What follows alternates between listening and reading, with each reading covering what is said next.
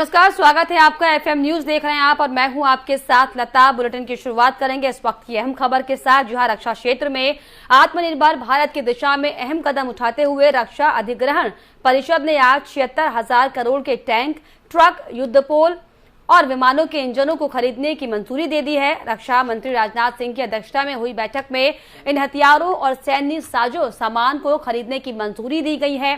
रक्षा मंत्रालय के मुताबिक डिफेंस एक्विजिशन काउंसिल की आज खास बैठक हुई है, जिसमें थल सेना, वायुसेना, नौसेना और कोस्ट गार्ड के लिए कुल 76,390 करोड़ के खरीद के लिए एस्पेक्ट्स ऑफ नेसेसिटी की मंजूरी दे दी गई है। AON किसी भी रक्षा खरीद के लिए होने वाले टेंडर की पहली प्रक्रिया होती है।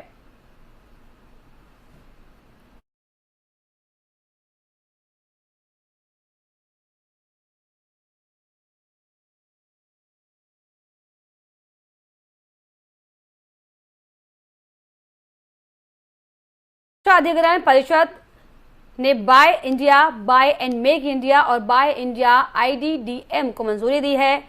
Indigenous design, development and manufacture की कैटेगरी में इसको मंजूरी दी गई है। थल सेना के लिए ब्रिज बनाने वाले tank, anti tank guided missile यानी कि ATGM से युक्त wheeled armed fighting vehicle, rough terrain fork lift और वेपन लोकेटिंग रडार की खरीद को मंजूरी दी गई है। नौसेना के लिए 36,000 करोड़ के युद्धपोतों को भी मंजूरी मिली है। रक्षा मंत्रालय के मुताबिक ये नेक्स्ट जनरेशन कोविड वर्सेटाइल युद्धपोत होंगे। युद्धपोत का इस्तेमाल surveillance mission, escort operation, surface action group, search and attack और तटीय सुरक्षा के लिए किया जाएगा।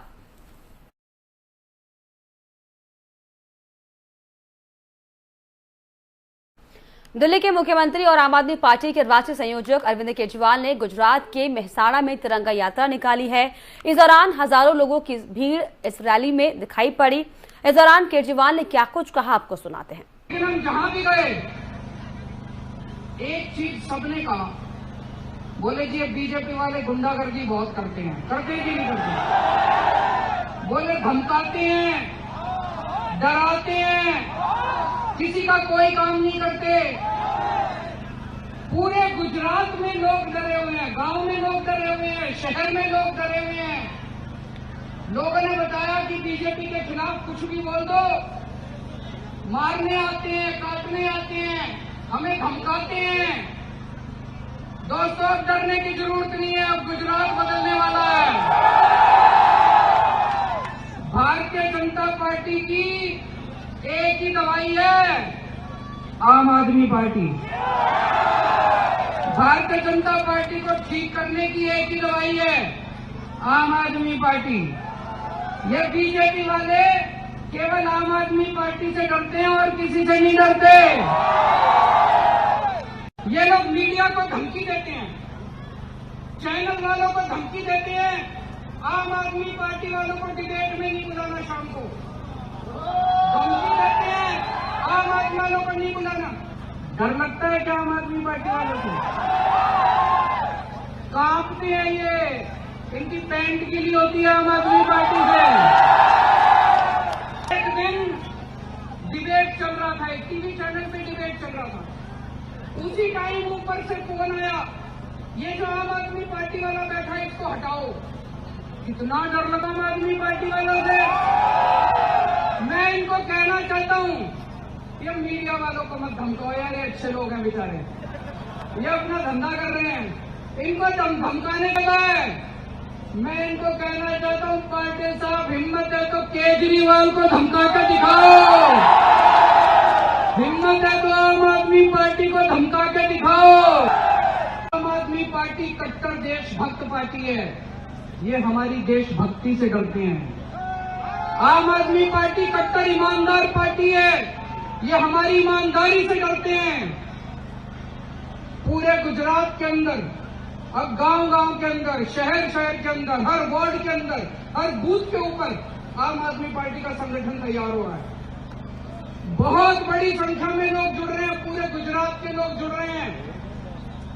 मुझे पता चला है कि बीजेपी वालों के पास पन्ना प्रमुख है,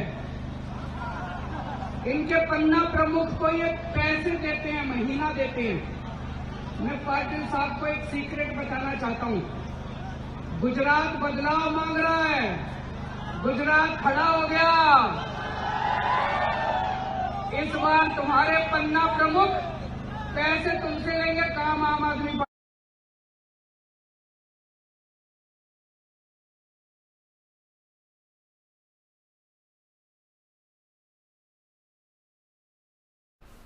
वहीं पैगंबर विवाद को लेकर राहुल गांधी का बयान सामने आया है। राहुल गांधी ने बयान देते हुए कहा है कि नफरत सिर्फ नफरत को जन्म देती है। बीजेपी के नफरत ने देश को तबाह कर दिया है। राहुल गांधी ने ट्वीट कर ये कहा कि नफरत सिर्फ नफरत को जन्म देती है। प्यार और भाईचारे का रास्ता ही भारत को प्रगति की दिशा में ले जा सकता है और ये भारत को जोड़ने का समय है। राहुल गांधी की ये प्रतिक्रिया बीजेपी की ओर से नुपुर शर्मा और नवीन जिंदल के पार्टी से निकालने जाने के बाद आया है। आपको बता दें कि कांग्रेस बीजेपी पर लगातार ध्रुवीकरण के जरिए समाज में नफरत फैलाने का आरोप लगाती रही है। कांग्रेस ने अपने आधिकारिक ट्विटर हैंडल पर भी ट्वीट किया, बीजेपी के नफरत ने देश को तबाह कर दिया है। अगर आप देश को बचाना चाहते हैं तो एकजुट हो जाएं। बता दें कि पैगंबर मोहम्मद पर विवादित टिप्पणी को लेकर बीजेपी ने बीते दिन पार्टी प्रवक्ता नुपुर शर्मा को प्राथमिक सदस्यता से 6 साल के लिए निलंबित कर दिया था। इसके अलावा बीजेपी ने नवीन कुमार जिंदल को भी पार्टी से निकाल दिया है। वहीं नवीन कुमार जिंदल दिल्ली बीजेपी के मीडिया हेड हैं।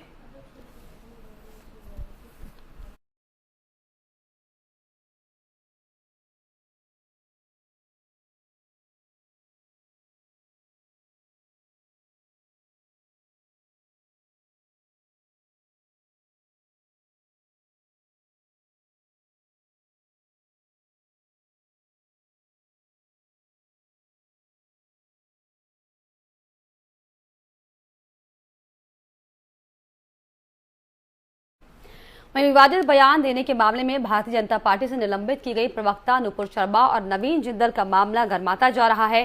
देश भर में कट्टर हिंदू विचारधारा के लोग नुपुर शर्मा के पक्ष में खड़े नजर आ रहे हैं। सोमवार को मुजफ्फरनगर पहुंची साध्वी प्राची ने भी नुपुर शर्मा और नवीन जिंदल का समर्थन करते हुए बड़ा बयान दिया। साध्वी ने कहा कि मुझे बड़ी हंसी आती है कि सच बोलने पर भी सजा मिलती है। नुपुर शर्मा को भी वही सजा मिल रही है, लेकिन याद रखना, सच परेशान हो सकता है मगर पराजित कभी नहीं होता। ये साध्वी प्राची ने अपने बयान में कहा है। बड़ी हंसी आती है कि सच बोलने की सजा कई लोगों को मिल चुकी है और नुपुर शर्मा को भी वही सजा मिल रही है। लेकिन याद रखना, सच परेशान तो हो सकता है लेकिन पराजित नहीं होता। आज हर सनातनी नुपुर शर्मा के साथ है। मैं भी नुपुर शर्मा और भाई नवीन जिंदल के साथ हूँ और सरकार से कहना चाहती हूँ, हिम्मत है तो जरा ओबीसी को गिरफ्तार करके दिखाओ। ओबीसी फूल नहीं बरसा रहा है। बरेली का तोकीर रजा 10 जून को क्या कहा उसने, खुले आम 100 करोड़ को है ना। अभी जलसा हुआ था देवबंद के अंदर, मदनी को जरा गिरफ्तार करो। कह रहे कि जो हमारे धर्म को स्वीकार करते हैं वो हिंदुस्तान में रही। कानपुर हिंसा का जो मामला है वो बहुत गंभीर मामला है। पीएफआई से कहीं ना कहीं तार जुड़ते दिखाई दे रहे हैं। कानपुर की नहीं छोड़िए, जहाँ जहाँ दंगा होता है वहाँ पीएफआई का हाथ होता है, आईएसआई का हाथ होता है। और मैं कहूंगी सरकार से, आदरणीय योगी जी से, जुम्मे की नमाज के बाद जो मौलवियों का भाषण होता है उसकी वीडियो रिकॉर्डिंग कराई जाए और जहां पर दंगे होते हैं वहां के मदरसे और मस्जिद को तुरंत प्रतिबंधित कर दिया जाए। फिर कहीं दंगा नहीं होगा, अल्लाह भी खुश होगा और पूरा मोहल्ला भी खुश रहेगा। ज्ञानवापी में पूजा को लेकर बात है। ज्ञानव्यापी हमारा मंदिर था, मंदिर है और मंदिर ही रहेगा। हमें विश्वास है भाई, नंदी जी विराजमान है, जल्दी से जल्दी वहाँ। वहीं नुपुर शर्मा को लेकर ओवैसी का भी बयान सामने आया। ओवैसी ने बयान देते हुए कहा कि मजबूरी में पीएम नरेंद्र मोदी ने ये कार्रवाई की है। 10 दिन पहले करनी चाहिए थी कार्रवाई। नुपुर शर्मा को लेकर देश विदेश में चर्चा हो रही है। बीजेपी के पूर्व प्रवक्ता के विवादित बयान के बाद पार्टी ने उन्हें 6 साल के लिए सस्पेंड कर दिया। इसको लेकर एआईएमआईएम प्रमुख असदुद्दीन ओवैसी ने पीएम नरेंद्र मोदी पर हमला बोला है। क्या कुछ कहा ओवैसी ने, सुनिए।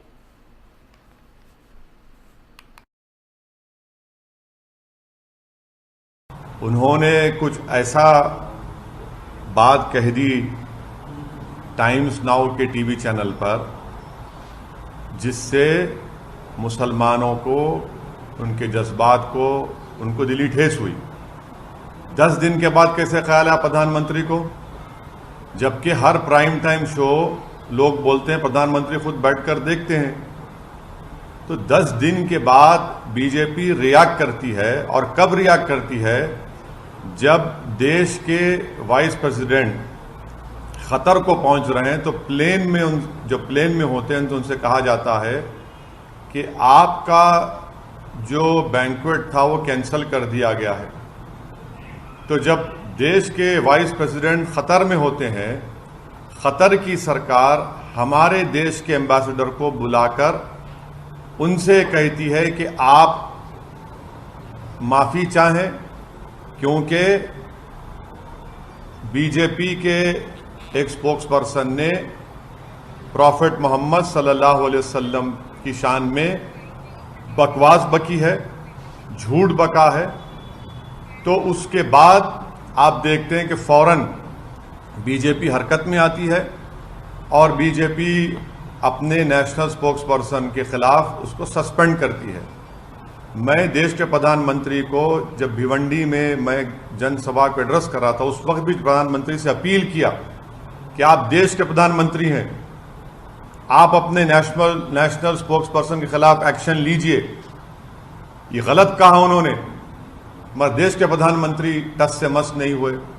और 10 दिन के बाद, क्योंकि गल्फ कंट्रीज में ये मसला बहुत बड़ा हो चुका था, इसलिए हालत मजबूरी में वहीं पश्चिम बंगाल ने कैबिनेट ने ये मंजूरी दी है कि अब बंगाल में आपको बताएं कि पश्चिम बंगाल कैबिनेट ने राज्यपाल जगदीप धनखड़ की जगह मुख्यमंत्री ममता बनर्जी को राज्य के सभी सरकारी विश्वविद्यालयों का कुलपति बनाने के प्रस्ताव को सोमवार को अपनी कैबिनेट में मंजूरी दे दी है। साथ ही साथ राज्यपाल को निजी विश्वविद्यालयों के विजिटर पद से हटाने और उनकी जगह राज्य के शिक्षा मंत्री को नियुक्त करने के एक अन्य प्रस्ताव को भी मंजूरी दी गई है।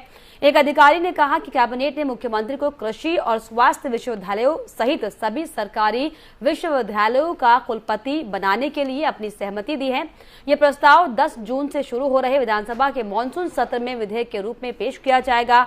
इन प्रस्तावों को राज्य विधानसभा में विधेयकों के रूप में पारित किया है, जहां पर टीएमसी बहुमत से है और इसके प्रभाव में आने से पहले राज्यपाल की सहमति भी लेनी होती है। आपको बता दें कि 26 मई को राज्य मंत्रिमंडल ने राज्यपाल धनखड़ को हटाने और ममता को उनकी जगह चांसलर बनाने का प्रस्ताव पारित किया था। विश्वविद्यालयों में कुलपतियों की नियुक्ति को लेकर राज्य सरकार और राज्यपाल जगदीप धनखड़ के बीच चल रही खींचतान के बाद ये कदम उठाया गया है।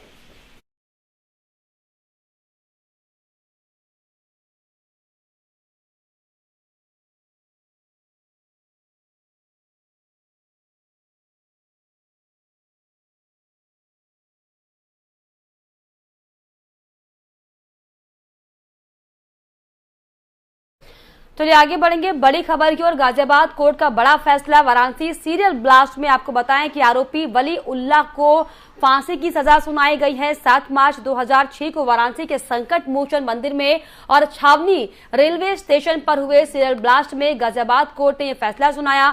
सीरियल ब्लास्ट मामले में आरोपी वली उल्लाह को कोर्ट ने दरअसल फांसी की सजा सुनाई है। 16 साल पहले हुई सीरियल ब्लास्ट में कम से कम 20 लोगों की मौत हो गई थी।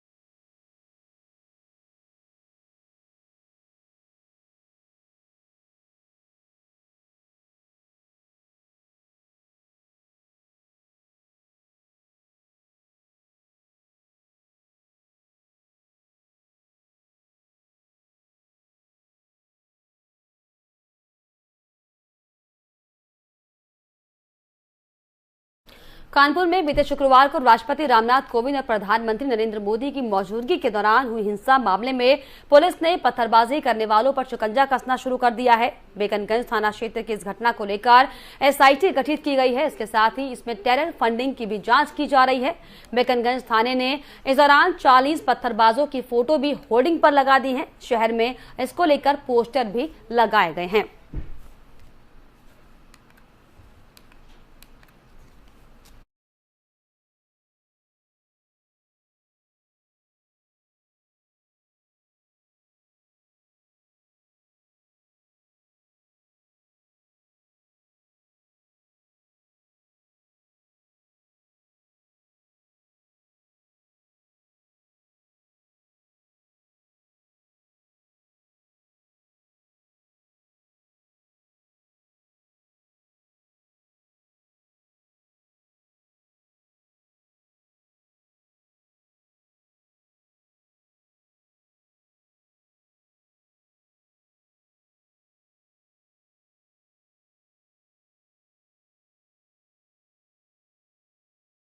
और इसी के साथ इस बुलेटिन में फिलहाल इतना ही। देश और दुनिया के तमाम खबरों के लिए आप देखते रहिए FM न्यूज। नमस्कार।